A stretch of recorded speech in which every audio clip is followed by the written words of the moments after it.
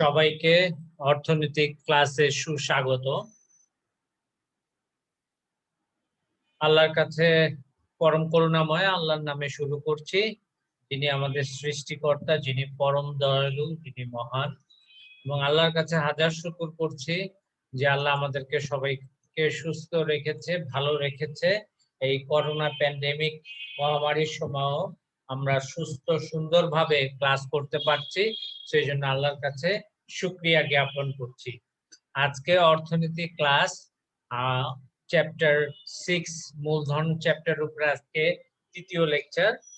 আজকেই শেষ ক্লাস মূলধন চ্যাপ্টারের উপরে। সবাইকে অর্থনীতি ক্লাসে স্বাগত জানিয়ে আমি আমার ক্লাস শুরু করছি। তো একটা জিনিস মেনে আমাদের সকলকে মেনে চলতে হবে, সে যেহেতু করোনা প্রাদুর্ভাবকালে আমাদেরকে সবাইকে স্বাস্থ্যবিধি মেনে চলতে হবে। ইদানিং পরিলক্ষিত হচ্ছে যে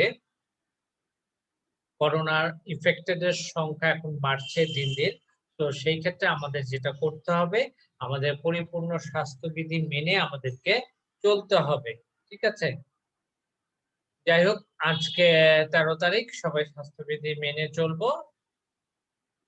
তো কোন কোন বইগুলো আমরা ইউজ করব এগুলো আগেই বলা হয়েছে, তারপর একটু বলে দিই। বুক রেফারেন্সে রণজিৎ কুমার স্যারের বই দেখবো, হাসান বুকস হাউস।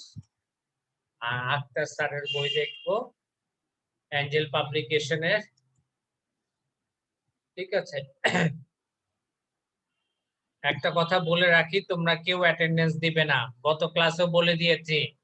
আমি যখন ক্লাসের মাঝে হতে পারে, শেষে হতে পারে, আমি যখন বলবো ঠিক তখনই অ্যাটেন্ডেন্স দিবে। এর আগে বা পরে যদি অ্যাটেন্ডেন্স দাও, অ্যাটেন্ডেন্স কাউন্ট হবে না, ঠিক আছে?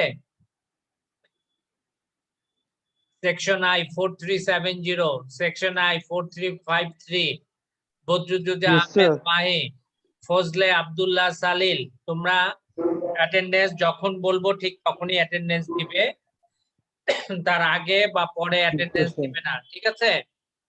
তাহলে সেই অ্যাটেন্ডেন্স কাউন্ট হবে না। ওকে, গত ক্লাসেও কিন্তু আমরা বলে দিয়েছি। ঠিকঠাক মতো ক্লাস করো।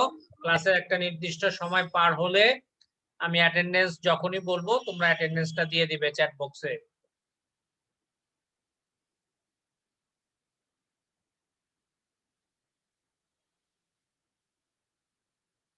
তো আজকে মূলধন চ্যাপ্টারের মূলধন চ্যাপ্টার নিয়ে কাজ করছি, ষষ্ঠ অধ্যায় মূলধন।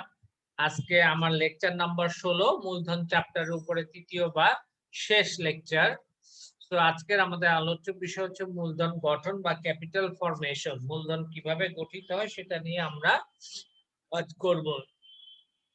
আজকের লেকচার শেষে শিক্ষার্থীরা কি কি জানতে পারবে সেটা হচ্ছে মূলধন গঠনের যে বিভিন্ন উপায় আছে, সেই উপায়গুলো তারা বিশ্লেষণ করতে পারবে। সঞ্চয় গঠনে আমাদের অভ্যাসটা কিভাবে অনুপ্রাণিত হবে সে নিয়ে আমরা কাজ করব। সো মূলধন গঠন কাকে বলে একটু খুব ভালো করে শুনবে, খুব ইম্পর্টেন্ট ক্লাস। এখান থেকে কিন্তু তোমাদের ইন্টারে কোশ্চেন হয়। সো মূলধন গঠন কাকে বলা হয় একটু খেয়াল করো। সাধারণভাবে মূলধন বৃদ্ধি প্রক্রিয়াকে মূলধন গঠন বলে। মূলধন আস্তে আস্তে বাড়লো। তোমার হাতে 1000 টাকা আছে, তোমাকে ধরো তোমার বাবা মা প্রতিদিন টিফিন খাওয়াও 50 টাকা দিচ্ছে, সেখান থেকে হয়তো তুমি 20 টাকা খাচ্ছ, 30 টাকা জমাচ্ছ। তো ডেইলি যদি তুমি 30 টাকা জমাও, মাসে 3 × 900, ঠিক আছে? সপ্তাহে 90 টাকা, 3 × 30 সপ্তাহে 90 না, 3 × 30 প্রতিদিন যদি 30 টাকা করে জমাও, তাহলে মাসে 30 × 30, 3 × 30 90, মানে 900 টাকা হয়। সো 1000 টাকা আগে ছিল, এখন প্রতি মাসে 900 যদি ইন হয় বা যোগ হয় 1900 টাকা। এটাকে বলা হয় মূলধন গঠন। এখন সাধারণ অর্থে একটি নির্দিষ্ট বছরের তুলনায়, একটু খেয়াল করো, সাধারণ অর্থে আমি কি বলেছি? একটি নির্দিষ্ট বছরের তুলনায় পূর্ববর্তী বছরে যে পরিমাণ মূলধন অর্থনীতিতে সংযোজিত হয় তাকে মূলধন গঠন বলে। অন্যভাবে বলা যায় যে প্রক্রিয়ার মাধ্যমে যন্ত্রপাতি, কাঁচামাল, কারখানা সামগ্রী, বিদ্যুৎ, পরিবহন দ্রব্য, বাঁধ প্রভৃতি মূলধন দ্রব্য অধিক পরিমাণে বৃদ্ধি করা যায় তাকে মূলধন গঠন বলে। তার মানেটা কি? মূলধন গঠনের আমরা মূল ফোকাসটা দিচ্ছি কি, কোন একটা নির্দিষ্ট সময়ে একটা সমাজ তার মূলধনের যে পরিমাণ বৃদ্ধি সাধন করে তাকে মূলধন গঠন বলা হয়। আবার কে? দেয়ান মঞ্জুর মোর্শেদ 4077, তুমি কি আমার কথা শুনতে পাচ্ছ? জি জি স্যার। হ্যাঁ, তোমরা এখন থেকে অ্যাটেন্ডেন্স আমি বলার পরে দিবে। গত ক্লাস থেকেও বলে দিয়েছি, ক্লাসে ঢুকে অ্যাটেন্ডেন্স দিয়ে আবার দেয়া শেষ, এরপরে চলে যাও। ঠিক আছে? এগুলো কাজ করবে না। যখন টিচার বা আমি অ্যাটেন্ডেন্স দিতে বলবো, সেটা যেই সময় হোক, ঠিক তখনই অ্যাটেন্ডেন্স দিবে। আগে বা পরে অ্যাটেন্ডেন্স দিলে সেই অ্যাটেন্ডেন্স কাউন্ট হবে না। বোঝা গেছে? এরকম ভুল আর সামনে করবে না। সো অধ্যাপক বেনহাম যেটা বলেছে, বেনহামের মতো একটু দেখি আমরা। মূলধন গঠন সম্পর্কে ব্রিটিশ অর্থনীতিবিদ অধ্যাপক আর.এফ. বেনহাম বলেন, কোন নির্দিষ্ট সময়ে কোন সমাজ তার মূলধনের যে পরিমাণ বৃদ্ধি সাধন করে তাকে উক্ত সময়ের মূলধন গঠন বলা হয়। মানে একটা নির্দিষ্ট সময়ে একটা সমাজের যে পরিমাণ মূলধনটা বেড়ে যায় বা বৃদ্ধি সাধন হয় তাকে মূলধন গঠন বলা হয়। অধ্যাপক রাগনার নার্সের মতে, কোন দেশ তার বর্তমান উৎপাদনকারী ক্ষমতার সম্পূর্ণটা ব্যবহার করে বর্তমান ভোগের জন্য ব্যবহার না করে ওই ক্ষমতার একটি নির্দিষ্ট অংশ মূলধন সামগ্রীর উৎপাদন কাজে নিয়োগ করা হলে তাকে মূলধন গঠন বলে। তো অধ্যাপক নার্স কি বলেছেন? অধ্যাপক নার্স যেটা বলেছেন যে কোনো দেশ তার বর্তমান উৎপাদনকারীর ক্ষমতার সম্পূর্ণটা ব্যবহার না করে বর্তমান ভোগের জন্য ব্যবহার না করে ওই ক্ষমতার একটি নির্দিষ্ট অংশ মূলধন সামগ্রীর উৎপাদন কাজে নিয়োগ করা হলে তাকে মূলধন গঠন বলে। আমি আবারও বলছি, তোমরা কেউ এখন অ্যাটেন্ডেন্স দিবে না। অ্যাটেন্ডেন্স দিলে অ্যাটেন্ডেন্স কাউন্ট হবে না। ক্লাসের মাঝে শেষে যে কোনো সময় আমি যখন বলবো যে তোমরা অ্যাটেন্ডেন্স দাও, একটা নির্দিষ্ট সময় দিব, ওই সময় তোমাকে অ্যাটেন্ডেন্সটা দিতে হবে। কেননা অনেকেই দেখা যাচ্ছে যে 12টা 1-2 ঢুকে অ্যাটেন্ডেন্স দিয়ে চলে যাচ্ছে, আবার 12টা 38-39 জয়েন করছে। সো এই কাজগুলো করা যাবে না। ঠিক আছে? আরিয়ান ইসলাম, সেকশন আই 4155, মাসুফ ইসলাম ইফতি 4139, তোমরা দুজন অ্যাটেন্ডেন্স দিয়েছো, তোমাদের অ্যাটেন্ডেন্স এখন কাউন্ট হবে না। বোঝা গেছে? সো আজকের পরের থেকে যখন আমি বলবো তখনই তোমরা অ্যাটেন্ডেন্স দিবে, এর আগে বা পরে অ্যাটেন্ডেন্স দিবে না। Okay sir. বারবার আমাকে যাতে এ নিয়ে কোনো কথা বলতে না হয়, ক্লাসে সমস্যা হয়। ঠিক আছে? আচ্ছা, যাই হোক, কোন দেশ তার জি স্যার। মানে উৎপাদন ক্ষমতার আমি সম্পূর্ণটা ভোগের জন্য ব্যবহার না করে একটা অংশ আমি মূলধন সামগ্রীর উৎপাদন কাজে যখন নিয়োগ করব তখন তাকে মূলধন গঠন বলা হয়। ঠিক আছে? এখন আসো, মূলধন গঠনে একটা সূত্র রয়েছে, সূত্রটা কি একটু ভালো করে দেখো।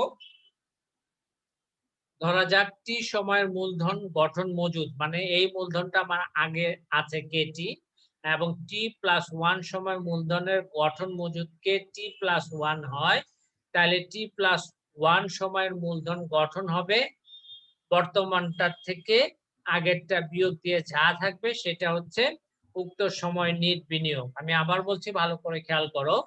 যদি টি সময়ের মূলধনের মজুদ হচ্ছে কেটি আর t+1 সময় মূলধনের মজুদ হচ্ছে t+1, কে t+1, তাহলে মূলধন গঠন কিভাবে হবে? দ্বিতীয়টা থেকে প্রথমটা তোমার বিয়োগ হবে। কি বলেছি? দ্বিতীয়টা থেকে প্রথমটা তোমার বিয়োগ হবে। এই kt+1 থেকে কেটিটা কি হবে? বিয়োগ হবে।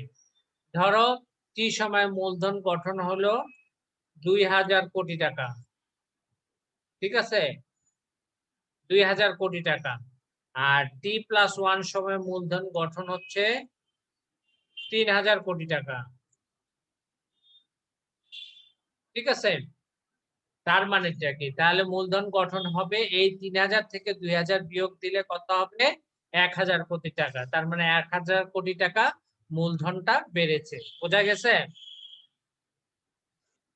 না বুঝতে পারলে জিজ্ঞেস করবে।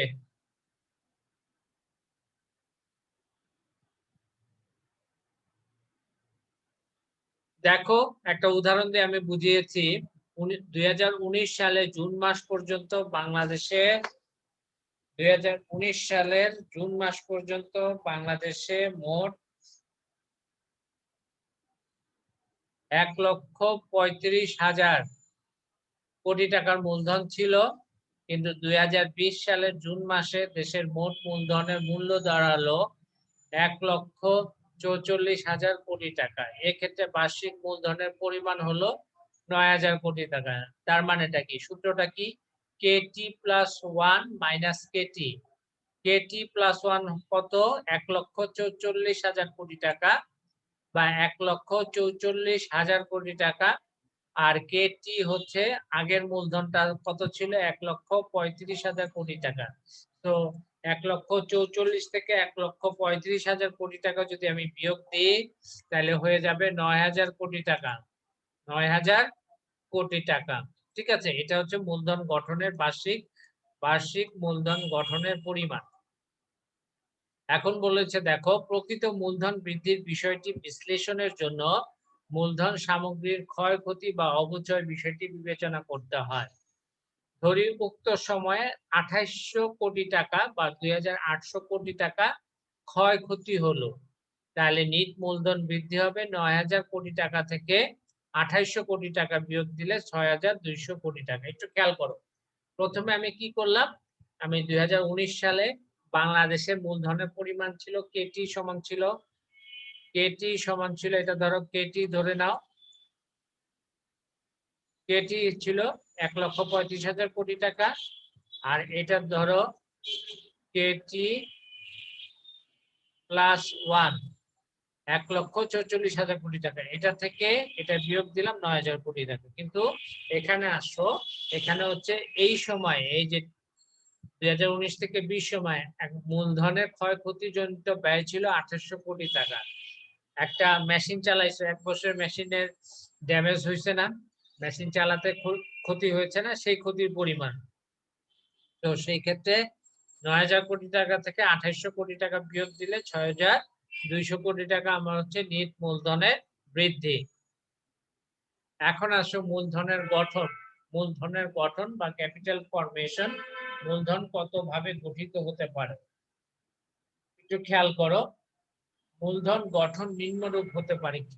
একটা হচ্ছে প্রাতিষ্ঠানিক মূলধন গঠন বা যেটাকে বলা হয় ইনস্টিটিউশনাল ক্যাপিটাল ফরমেশন। আরেকটা হচ্ছে সামাজিক মূলধন গঠন, সোশ্যাল ক্যাপিটাল ফরমেশন। আরেকটা হচ্ছে মানবীয় মূলধন গঠন বা হিউম্যান ক্যাপিটাল ফরমেশন। ঠিক আছে, হিউম্যান ক্যাপিটাল ফরমেশন। একটু খেয়াল করো। সো মূলধন কয় ভাবে গঠিত হতে পারে? মূলধন 3 ভাবে গঠিত হতে পারে: প্রাতিষ্ঠানিক মূলধন গঠন, সামাজিক মূলধন গঠন, মানবীয় মূলধন গঠন। এখন আসো, চলো আমরা ব্যাখ্যায় চলে যাই। গাণিতিক ভাবে একটু দেখে নিই, তারপরে ব্যাখ্যা দেব। যে গাণিতিক ভাবে মূলধন অপেক্ষককে লেখা যায় কে সমান সমান function of Y comma P comma C. ওয়াইটা কি? ওয়াইটা হচ্ছে আয় বা আয় স্তর, যাই বলি না কেন, জাতীয় আয় বা আয় বলি। পি হচ্ছে দাম স্তর, সি হচ্ছে কনজাম্পশন বা ভোগ। তো ওয়াই হচ্ছে আয়, পি হচ্ছে দাম স্তর, আর সি হচ্ছে ভোগ, কনজাম্পশন। তোমাদেরকে বারবার বলছি, আয় এবং যে সেকশনে প্রত্যেককে জানিয়ে দিবে আজকের ক্লাসের পর থেকে আমি যখনই বলবো তখনই অ্যাটেন্ডেন্স দিবে, ঢুকেই অ্যাটেন্ডেন্স দিবে না, তাহলে সেই অ্যাটেন্ডেন্স কাউন্ট হবে না। বারবার বলছি। আর ক্লাসের মাঝে এভাবে বলতে গেলে ক্লাসটা কন্ডাক্ট করতে তোমাদের যারা আছে তাদের কিন্তু ক্ষতি হচ্ছে। এই কথাটা বলতেও আমার 30 সেকেন্ড যাচ্ছে, এই 30 সেকেন্ড আমরা কিন্তু পিছিয়ে যাচ্ছি। ইকোনমিক্স ক্লাস খুব মূল্যবান একটা ক্লাস। তামজিদ হোসেন এবং সাব্বির হোসেন, তোমাদের অ্যাটেন্ডেন্স কাউন্ট হবে না। পুরা ক্লাস করবা, আমি যখন বলবো বলার পরে দেন তোমরা অ্যাটেন্ডেন্স দিবে, একটা নির্দিষ্ট সময় দিব, ওখানে অ্যাটেন্ডেন্সটা কাউন্ট হবে। তোমরা পরস্পরকে বলে দিবা, 17 জন এখন উপস্থিত আছো, 16 জন পরস্পরকে বলে দিবা ক্লাসের ভেতরে যখন টিচার বলবে বা আমি বলবো ঠিক তখনই অ্যাটেন্ডেন্স দিবে, সে অ্যাটেন্ডেন্স কাউন্ট হবে, আগে বা পরে অ্যাটেন্ডেন্স কাউন্ট হবে না। আর যাতে আমার একটা বলা না লাগে। তো মূলধন অপেক্ষক কে সমান সমান function of Y P C. Y হচ্ছে দামি স্তর, পি হচ্ছে প্রাইস, ওয়াই হচ্ছে আয়, পি হচ্ছে দামি স্তর এবং সি হচ্ছে ভোগ। সি হচ্ছে ভোগ। অনন্য চাকমা, সাজিদুল ইসলাম, তোমাদের অ্যাটেন্ডেন্স কাউন্ট হবে না। এরপরে যারা অ্যাটেন্ডেন্স দিবে অ্যাটেন্ডেন্স কাউন্ট হবে না, বারবার বলছি। তো দেখো একটু মূলধন গঠন অপেক্ষক, গাণিতিক ভাবে মূলধন অপেক্ষককে লেখা যায় এটা, যেখানে ওয়াই সমান সমান আয়, পি সমান সমান প্রাইস লেভেল বা দাম স্তর, সি সমান সমান ভোগ। এখন D K by D Y is greater than 0 মানে কি? আয়ের বৃদ্ধির ফলে মূলধনের বৃদ্ধি পায়, পজিটিভ রিলেশনশিপ বিদ্যমান, সেজন্য সেটা গ্রেটার দেন 0। এই যে ডি ওয়াই মানে কি? Change in Y. Change in Y মানে কি? আয় স্তরের পরিবর্তন। আয় স্তরের পরিবর্তনের ফলে মূলধনের যে পরিবর্তন হচ্ছে সেটা ধনাত্মক সম্পর্ক হচ্ছে। তার মানে কি? আয় বাড়লে মূলধন বাড়ে, আয় কমলে মূলধন কমে, এটাকে বলা হয় পজিটিভ রিলেশনশিপ। ঠিক দাম স্তর বাড়লে অবশ্যই মূলধন বাড়ে, দাম স্তর কমলে মূলধন কমে। ঠিক একইভাবে ব্যয় যদি বাড়ে, ব্যয়ের সাথে কেমন সম্পর্ক? Less than 0। কেন? ব্যয় বাড়লে মূলধন কমে যাবে, আর ব্যয় কমলে মূলধন বেড়ে যাবে। কেন? ব্যয় যখনই বাড়বে, ব্যয় বাড়ার সাথে সাথে তোমার হাতে, আগে তোমার ফ্যামিলি চালাতে 10,000 টাকা লাগতো, তোমার ইনকাম ছিল 20,000 টাকা, আদার সমস্ত খরচ দিয়ে 15,000 টাকা মতো তুমি ফ্যামিলি চালাতে। এখন কোনো কারণে দাম স্তর বেড়ে গেলে 15,000 টাকার থেকে তোমার 18,000 টাকা লাগবে, কারণ 3,000 টাকা বেশি বেড়ে যায়। আগে যেমন 5,000 টাকা সেভ থাকতো, এখন 3,000 বেড়ে যাওয়ার ফলে সেভ থাকে 2,000 টাকা। তার মানে কি? তোমার সঞ্চয়ের যে সঞ্চয়টা কমে গেল, সঞ্চয় মানে তো মূলধনটা কমে গেল। তো ব্যয় বাড়ার সাথে সাথে মূলধন কমে, আর ব্যয় কমার সাথে সাথে মূলধন বাড়ে, নেগেটিভ রিলেশনশিপ। সো মূলধনের সাথে আয় ও দাম স্তরের প্রত্যক্ষ সম্পর্ক বিদ্যমান এবং ভোগের সাথে বিপরীত সম্পর্ক বিদ্যমান। এখন মূলধন গঠনের হার, রেট অফ ক্যাপিটাল ফরমেশন। মূলধন গঠনের হার কাকে বলে? কোন একটা নির্দিষ্ট সময়ে এক আর্থিক বছরে কোন দেশের মূলধন বৃদ্ধির হারকে মূলধন গঠনের হার বলা হয়। তার মানেটা কি বলেছে? কোন একটা নির্দিষ্ট সময়, একটা অর্থ বছরে কোন দেশের কতটুকু মূলধন বৃদ্ধি পাচ্ছে, সেই বৃদ্ধি পাওয়াটাকে বলা হয় মূলধন গঠনের হার। দেখো, পরপর দুটি সময়ের মূলধনের নিট পরিবর্তন ডিভাইডেড বাই প্রাথমিক মূলধন ইনটু 100%। কি বলছি?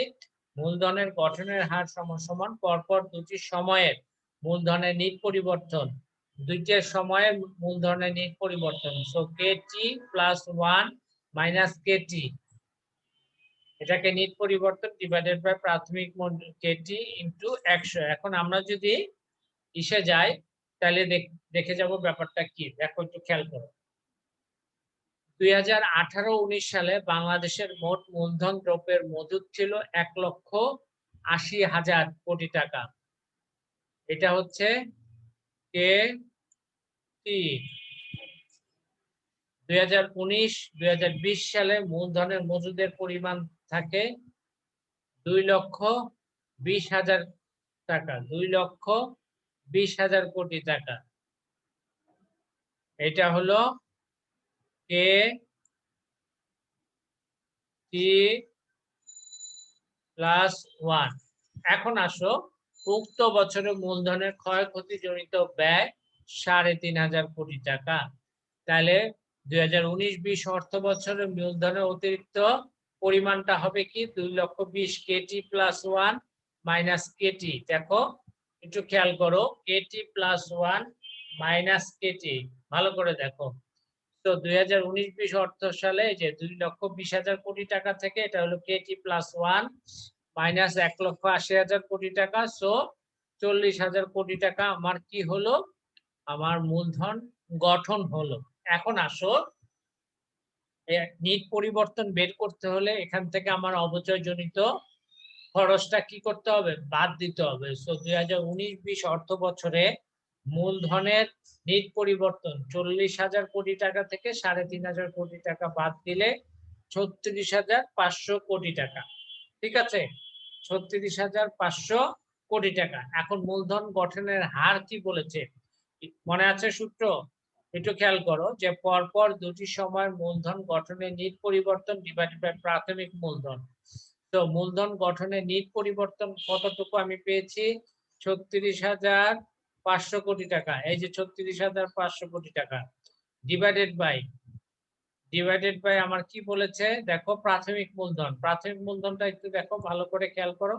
প্রাথমিক মূলধন এই যে কেটি, কেটিটা কত, 1,80,000 কোটি টাকা। সো ইন্টু 100, সো এটা ক্যালকুলেশন করলে তোমার 20.27% আসে। সো 2018-19 সালের থেকে 2019-20 সালে মূলধন 20.2% হারে বেড়েছে। ক্লিয়ার হয়েছে সবাই? এই জায়গাটা কি বুঝতে পেরেছো তোমরা? অর্পণ পোদ্দার, স্যার আরেকটু বুঝায় এখন। কোন জায়গাটা আরেকটা বুঝাবো একটু বলো।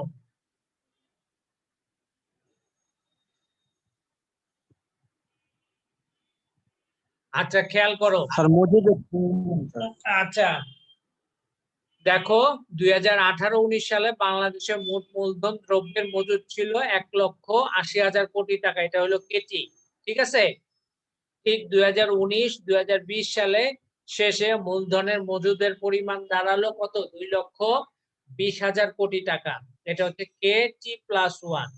এখন আমরা শিখেছি মূলধন গঠন কি করতে হয়, গঠনটা বের করতে হলে নিট মূলধনটা বের করতে হয়। কিভাবে বের করব, সেটা হচ্ছে কেটি প্লাস 1 থেকে কেটি বাদ দিলে যেটা থাকবে সেটা হচ্ছে অতিরিক্ত মূলধনের পরিমাণ।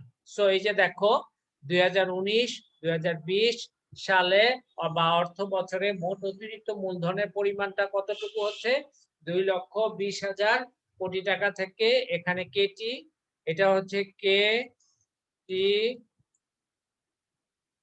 প্লাস 1 মাইনাস কে টি। তো 2,20,000 কোটি টাকা থেকে 1,80,000 কোটি টাকা আমি কি করছি, বিয়োগ দিচ্ছি। বিয়োগ দিলে 40,000 কোটি টাকা থাকে, যেটা আমাদের কি হচ্ছে মোট অতিরিক্ত মূলধন। এখন আমার কথা হচ্ছে যে নিট পরিবর্তন যদি আমি বের করতে চাই, এই যে 40,000 কোটি টাকা থেকে আমার মূলধন ক্ষয়ক্ষতিজনিত ব্যয় 3,500 কোটি টাকা বাদ দিতে হবে। দেখো 2019-20 অর্থ বছরে মূলধনের নিট পরিবর্তন 40,000 কোটি টাকা থেকে 3,500 কোটি টাকা বাদ দিলে আমার আছে 36,500 কোটি টাকা। ঠিক আছে, এখন আমাদের সূত্রটা কি ছিল, সূত্রটা ছিল মূলধন গঠনের হার পরপর দুটি সময়ের মূলধনের নিট পরিবর্তন ডিভাইডেড বাই প্রাথমিক মূলধন। প্রাথমিক মূলধনটা কি, এটা হলো কে টি, মনে আছে, কে টি হচ্ছে প্রাথমিক মূলধন। তাহলে যাও, ও সরি, তাহলে দেখো, সো নিট পরিবর্তন হচ্ছে কত, 36,500 কোটি টাকা।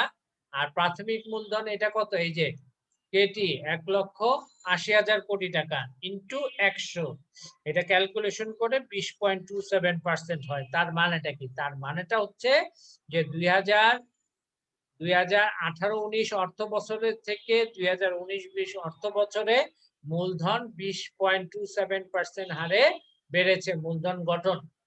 ক্লিয়ার? বুঝতে পেরেছো? আচ্ছা, Yes, sir. এখন আসো মূলধন গঠন পদ্ধতি। আমরা কি কি উপায়ে মূলধন গঠন করতে পারি? মূলধন গঠনের যে উপায় বা পদ্ধতিগুলো কি কি একটু খেয়াল করো। মূলধন গঠন পদ্ধতি তিন ভাবে হতে পারে। এক, সঞ্চয় সৃষ্টি। দুই, সঞ্চয় আহরণ। তিন নাম্বার, সঞ্চয়কে বিনিয়োগে করা বা বিনিয়োগে রূপান্তর করা। সো মূলধন গঠন পদ্ধতি হচ্ছে সঞ্চয় সৃষ্টি, সঞ্চয় আহরণ, সঞ্চয়কে বিনিয়োগে রূপান্তর করা। তো চলো আমরা চলে যাই ব্যাখ্যায়। দেখো, মূলধন গঠন মূলত সঞ্চয় ও বিনিয়োগের উপর নির্ভর করে। মূলধন গঠন মূলত সঞ্চয় এবং বিনিয়োগের উপর নির্ভর করে। সঞ্চয়ের পরিমাণ তিনটি বিষয়ের উপর নির্ভর করে। এক হচ্ছে সঞ্চয়ের সামর্থ্য, দুই হচ্ছে সঞ্চয়ের ইচ্ছা, তিন হচ্ছে বিনিয়োগের সুযোগ সুবিধা। তো খেয়াল করো, তো মূলধন গঠন মূলত তিনটি মূলধন গঠন মূলত সঞ্চয় ও বিনিয়োগের উপর নির্ভর করে। সঞ্চয়ের পরিমাণ তিনটি বিষয়ের উপর নির্ভর করে: সঞ্চয়ের সামর্থ্য, সঞ্চয়ের ইচ্ছা, বিনিয়োগের সুযোগ সুবিধা। এখন আসো, সঞ্চয়ের সামর্থ্যটা কি একটু খেয়াল করো। সঞ্চয়ের সঞ্চয়ের সামর্থ্যটা কি একটু ভালো করে খেয়াল করো। সঞ্চয়ের সামর্থ্যের উপর সঞ্চয়, বিনিয়োগ ও মূলধন নির্ভরশীল। সঞ্চয়ের সামর্থ্য আবার আয় ও ব্যয়ের ব্যবধানের উপর নির্ভরশীল।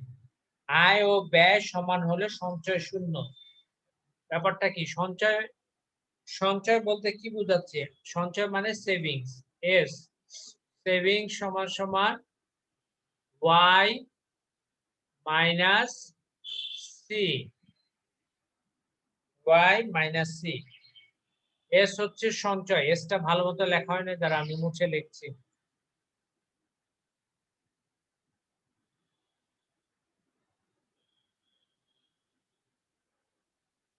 সঞ্চয় হচ্ছে এস। এস সমান সমান ওয়াই মাইনাস সি। ওয়াই মানে কি? আয়। আর সি মানে কি? আমাদের ব্যয়।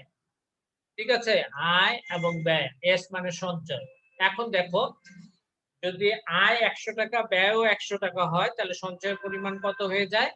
শূন্য। যদি আয় 100 টাকা, ব্যয় 80 টাকা হয়, তাহলে সঞ্চয়ের পরিমাণ ধনাত্মক। যদি আয় 100 টাকা, ব্যয় 120 টাকা হয়, তখন সঞ্চয়ের পরিমাণ হয়ে যায় ঋণাত্মক। তো সঞ্চয় মূলত সঞ্চয়ের সামর্থ্যের উপরও মূলত মূলধনটা নির্ভর করে। তোমার যদি আয় বেশি হয়, খরচ কম হয়, তাহলে সঞ্চয় বাড়বে। যদি আয় কম হয়, খরচ বেশি হয়, তখন সঞ্চয় কমবে। যদি আয় ব্যয় সমান হয়, তাহলে সঞ্চয়ের পরিমাণ শূন্য। এরপরে আসো, দেখো সঞ্চয়ের ইচ্ছা। সঞ্চয়ের ইচ্ছা, সঞ্চয়ের ইচ্ছার উপর মূলধন গঠনটা নির্ভর করে। ঠিক আছে, সঞ্চয়ের ইচ্ছার উপর মূলত মূলধন গঠনটা নির্ভর করে। মূলধন গঠনটা নির্ভর করে সঞ্চয়ের উপরে। আয় সন্তোষজনক না হলেও সঞ্চয়ের ইচ্ছা থাকলে কিছু না কিছু সঞ্চয় করা যায়। সঞ্চয়ের ইচ্ছা আবার নিম্নোক্ত এই বিষয়গুলোর উপর নির্ভর করে: নাম্বার 1, দূরদৃষ্টি। নাম্বার 2, পারিবারিক স্নেহ মমতা। নাম্বার 3, ক্ষমতা ও মর্যাদা লাভের আকাঙ্ক্ষা। জানমালের নিরাপত্তা, কার্পণ্য, সুদের হার, কর ব্যবস্থা ও সরকারি নীতি, শিক্ষা ও সামাজিক রীতিনীতি। শিক্ষা ও সামাজিক রীতিনীতি। এছাড়াও রয়েছে ধনতান্ত্রিক অর্থ ব্যবস্থা। ঠিক আছে, ধনলিপ্সা। আসো, এখন এই জিনিসগুলো আমরা একটু আলোচনা করি। নাম্বার 1, দূরদৃষ্টি সম্পন্ন মনোভাব। একটু খেয়াল করো, ব্যক্তি যুক্তি দূরদৃষ্টি সম্পন্ন হয়, অর্থাৎ অনিশ্চিত ভবিষ্যতের কথা চিন্তা করে, তবে বর্তমানে আয় থেকে সে বর্তমান আয় থেকে সে কিছু না কিছু সঞ্চয় করবে। সো দূরদৃষ্টি মনোভাবও সঞ্চয়ের রূপে অনেকটা প্রভাব বিস্তার করে। নাম্বার 2, পারিবারিক সদস্যদের প্রতি ভালোবাসা বা স্নেহ মমতা বা দায়িত্ববোধ যাই বলি না কেন, দেখো একটু খেয়াল করো জিনিসটা, পরিবারের প্রতি ভালোবাসা, মায়া মমতা, দায়িত্ব, জ্ঞান সম্পন্ন ব্যক্তি পরিবারের সদস্যদের ভবিষ্যৎ জীবন সচ্ছল ও নিরাপদ করতে বর্তমান আয় থেকে সঞ্চয় করে রাখে, যা মূলধন গঠনের গুরুত্বপূর্ণ ভূমিকা পালন করে, নাম্বার 3, ক্ষমতা বা মর্যাদা লাভের আকাঙ্ক্ষা। একটু খেয়াল করো, অনেক ব্যক্তি সমাজে সম্পদশালী, প্রভাব প্রতিপত্তি ও আধিপত্য বিস্তার করার জন্য আয়ের সম্পূর্ণ ভোগ ব্যয় না করে সঞ্চয় করে, এর সঞ্চয় মূলধনে পরবর্তীতে কি করে পরিণত করে। নাম্বার 4, যানবাহনের নিরাপত্তা বিধান। সমাজে শান্তি শৃঙ্খলা, যানবাহনের নিরাপত্তা ও সঞ্চিত সম্পদের নিরাপত্তার নিশ্চয়তা থাকলে মানুষ সঞ্চয়ে আগ্রহী হয়ে ওঠে। নাম্বার 5, কার্পণ্য। সমাজে অনেক ব্যক্তি আছে যারা খরচের বেলায় কার্পণ্য করে, তারা দৈনিক খরচ থেকে অর্থ বাঁচিয়ে সঞ্চয় করে। কি করে? সঞ্চয় করে। এরপরে আসো সুদের হার। সমাজে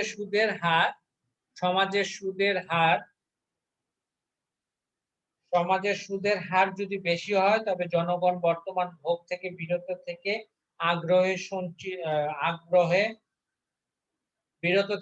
সঞ্চয়ে আগ্রহী হয়, এতে মূলধন গঠিত হয়। এছাড়াও রয়েছে সঞ্চয়ের উপর ন্যূনতম কর। সরকার কর নীতিতে যদি সঞ্চয়ের উপরে কম কর ধার্য করার বিধান থাকে তাহলে সঞ্চয় ও মূলধন ব্যবস্থা বৃদ্ধি পায়। এরপরে আসো শিক্ষা ও সামাজিক রীতিনীতি। শিক্ষিত ও সচেতন জনগণ ভবিষ্যৎ জীবন ও তাদের পরবর্তী প্রজন্মের কথা ভেবে বর্তমান আয় থেকে সঞ্চয় করে। তাছাড়াও রয়েছে ধনতান্ত্রিক অর্থব্যবস্থা। ব্যক্তিগত সম্পদ আহরণকে উৎসাহিত করা হয়, তাই ধনতান্ত্রিক অর্থব্যবস্থা সঞ্চয় ও মূলধন বৃদ্ধি পায়। এছাড়াও আরেকটা পয়েন্ট দেওয়া যায় ধনলিপ্সা, ধন সম্পদ বৃদ্ধি ও তার মাধ্যমে সামাজিক মর্যাদার আসন তৈরি করার জন্য অনেক ব্যক্তি সঞ্চয়ের উপরে গুরুত্ব দেয়। এরপরে বিনিয়োগের সুযোগ সুবিধা। মূলধন গঠন বিনিয়োগের সুযোগ সুবিধার উপর নির্ভর করে। দেশে বা সমাজে বিনিয়োগের সুস্থ পরিবেশ বিদ্যমান থাকলে একদিকে উদ্যোক্তাগণের লাভ হবে, লাভের একটি অংশ মূলধন গঠনে কি হয়? ব্যয় হয়। অপরদিকে বিনিয়োগের পরিবেশ যদি অনুকূল হয় তাহলে সাধারণ জনগণের মধ্য থেকে অনেকে উৎসাহিত হয়ে ব্যবসা বাণিজ্যের জন্য উদ্যোগ গ্রহণ করবে, এর জন্য তারা মূলধন গঠনের প্রচেষ্টা চালাবে। ঠিক আছে, তোমরা 19 জন এখন উপস্থিত। ঠিক আছে, 19 জন এখন উপস্থিত। আমি দেখছি 12টা 33 বাজে, 12টা 36-এর ভিতরে অ্যাটেন্ডেন্সটা দিয়ে দাও। ঠিক আছে, তোমরা আমার কথা শুনতে পেরেছো? হ্যাঁ স্যার। প্রত্যেকে 12টা 33 বাজে, 12টা 36-এর ভিতরে অ্যাটেন্ডেন্সটা দিয়ে দাও।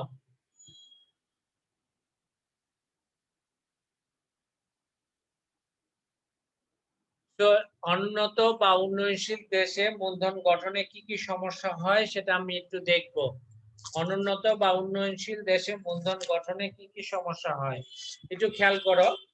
অনুন্নত উন্নয়নশীল দেশসমূহে মাথাপিছু আয় স্বল্প হওয়ার কারণে সঞ্চয়ের হার কম, তাই মূলধন গঠনও দুর্বল।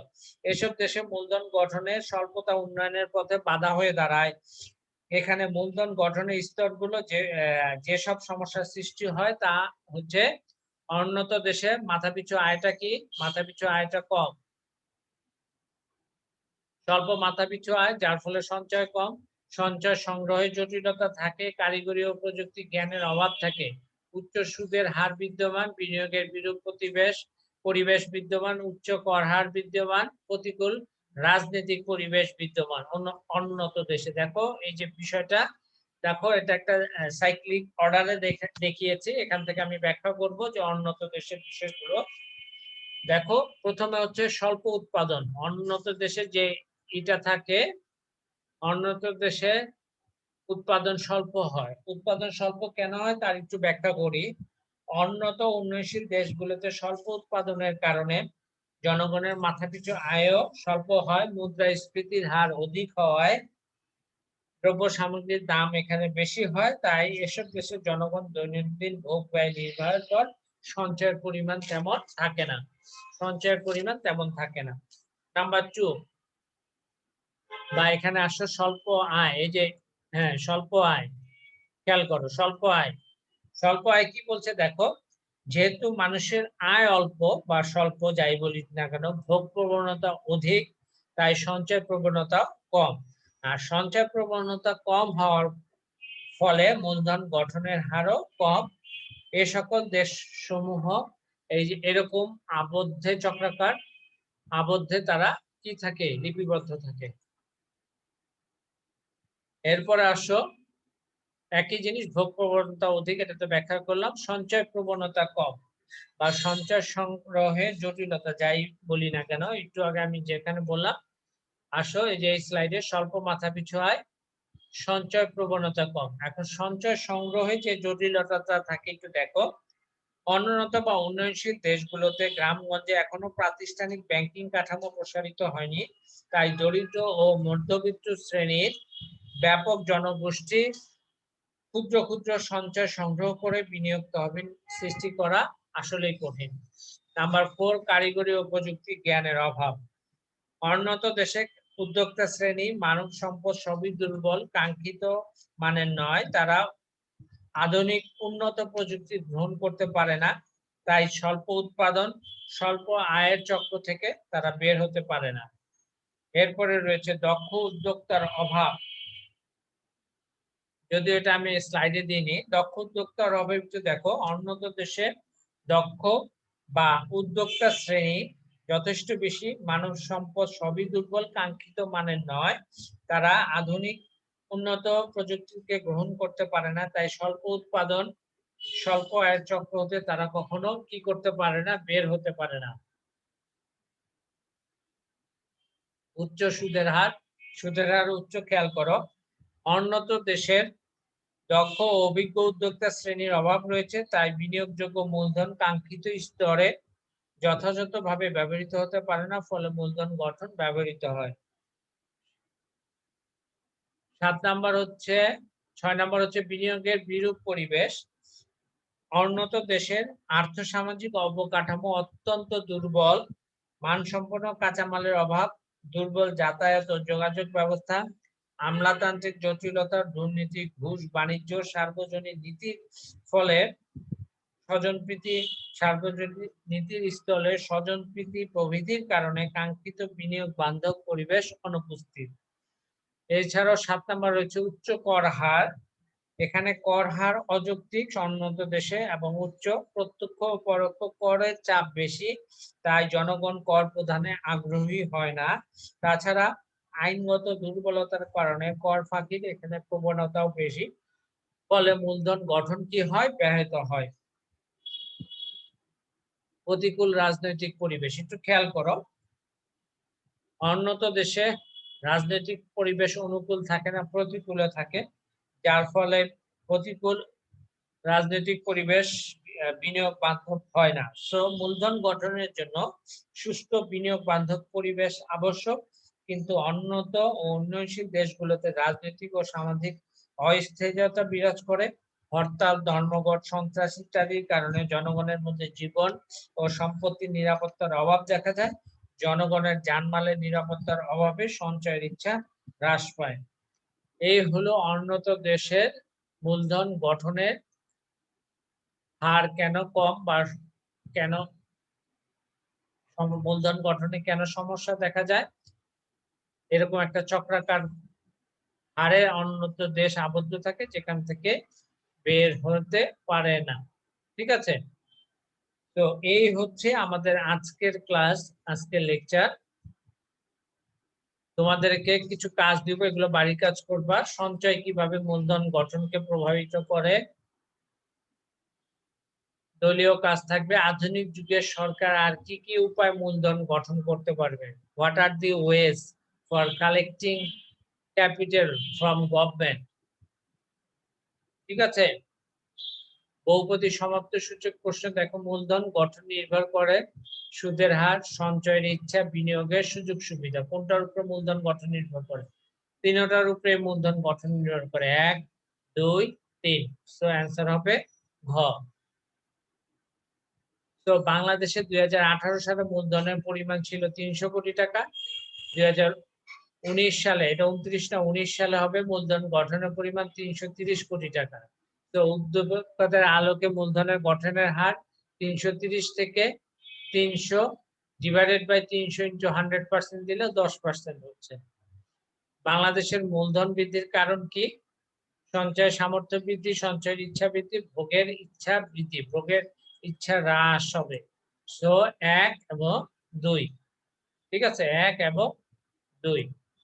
তো এই হচ্ছে আমাদের আজকের লেকচার। যদি কারো কোনো কাছে সমস্যা থাকে, তোমাদের কারো কোনো জায়গায় সমস্যা থাকে, সমস্যাগুলো শেয়ার করো বা আমাকে জিজ্ঞেস করো কোনো স্লাইডে প্রবলেম আছে কিনা, তবে সেই স্লাইডে কি কি সমস্যা আছে সেটা নিয়ে আমি ব্যাখ্যা করার চেষ্টা করব।